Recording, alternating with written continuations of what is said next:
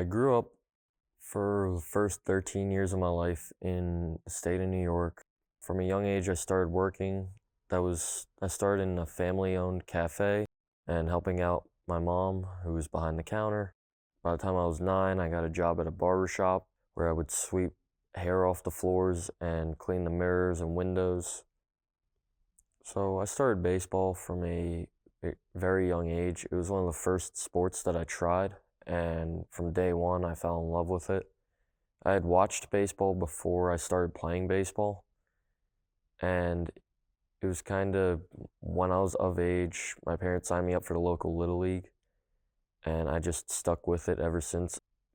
When I was younger, I was always looked at as the kid that wasn't really that good and the kid that nobody wanted to be on the same team as.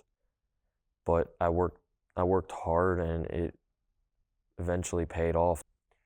So I heard about High Point just from living in the area, and I saw that they had a really good club baseball program.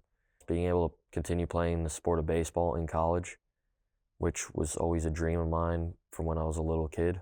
The brotherhood that you create with your teammates, and there are a bunch of guys that I hang out with every day that I wouldn't know if it weren't for the club baseball team, and I'm truly grateful for that.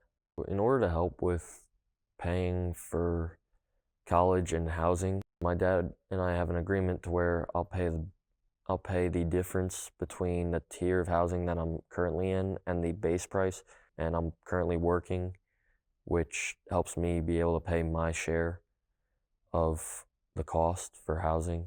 Nothing was really handed to me, so I learned that I had to work for what I earned, and it makes me a lot more grateful, and once I earn that, I feel like I cherish it more.